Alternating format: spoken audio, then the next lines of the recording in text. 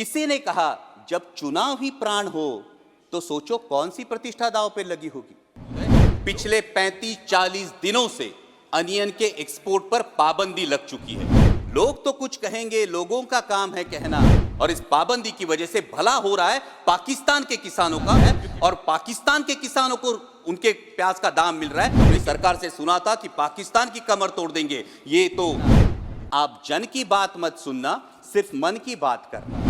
हमारे अंदर का हिंदू भी पूरी तरह से जाग गया था। चल पड़े अयोध्या की ओर, राम लल्ला के दर्शन की आस लगाए।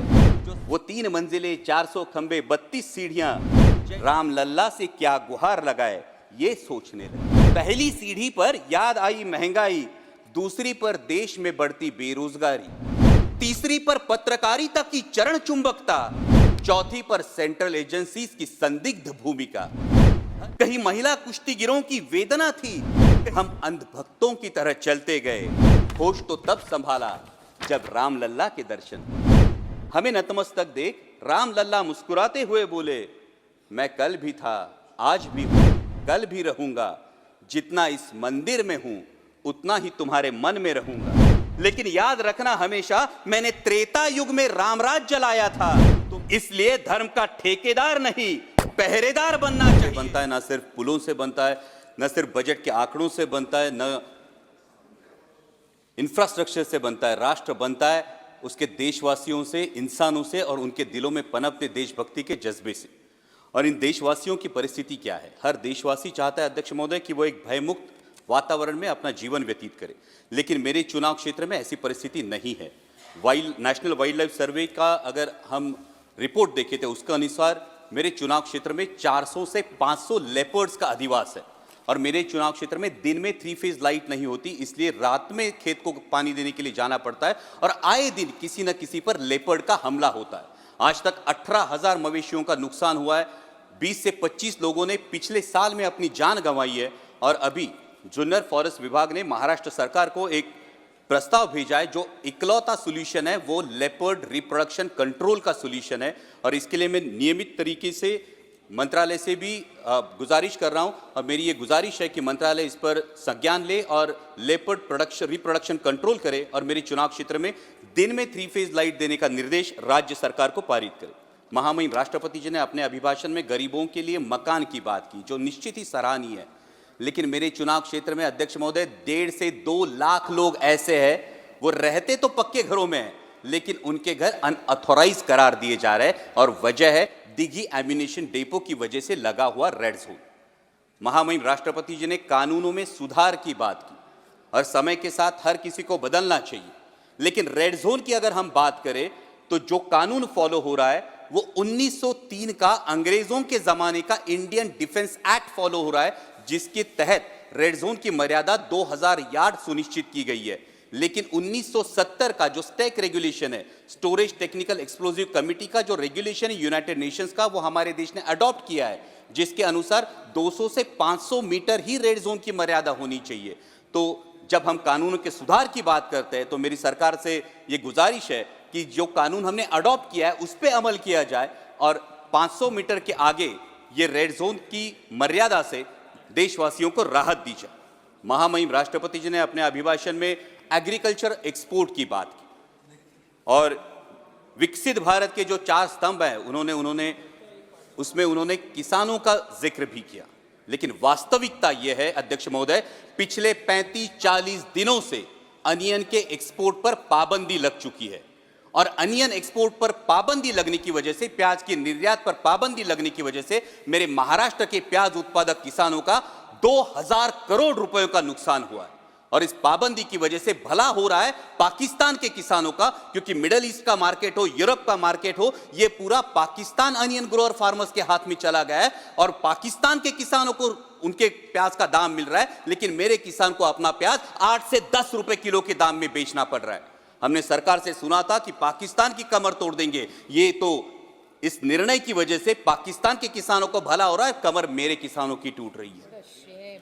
यहां पे महामहिम राष्ट्रपति जी ने किसानों की आय दुगनी होने की बात की। अध्यक्ष महोदय, मैं कुछ आंकड़े बताना चाहता हूं कि 2013 में डीएपी की एक बैग थी, उसकी कीमत थी 560 रुपए। 2024 में डीएपी की बैग की कीमत है 1100 रुपए। जो लागत की मजदूरी थी प्याज के लिए, उसकी कीमत थी 5000 रुपए, आज लागत की मजदूरी जाती है 11000 रुपए। आज 2013 में प्याज बिक रहा था 20 रुपए किलो में, आज प्याज बिक रहा है 8 से 10 रुपए किलो में। 2013 में सोयाबीन बिक रहा था 6000 रुपए क्विंटल के दरों में, आज सोयाबीन बिक रहा है 4500 रुपए क्विंटल के दरों में। तो किसान की आय दुगनी हुई या 2 गुने से ज्यादा घट गई है? जब हम विकसित भारत का एक स्तंभ किसानों को मानते हैं, तो यह मैं कहना चाहूंगा कि जब विकसित भारत की यात्रा होती है, दिल्ली में ठंड बहुत है, किसी को बताना नहीं पड़ता, ठंड बहुत है, हम महसूस करते हैं ठंड बहुत है। तो जब विकसित भारत है तो ये बताना क्यों पड़ता है, मेरा किसान ये महसूस क्यों नहीं कर पाता कि ये विकसित भारत है, मेरी आय दुगनी हुई है। और ये मेरी दरख्वास्त है कि किसानों के बारे में गंभीरतापूर्वक ये विचार किया जाए, क्योंकि अगर उगाने वाला उगाएगा नहीं तो खाने वाला खाएगा क्या, ये सवाल बनता है।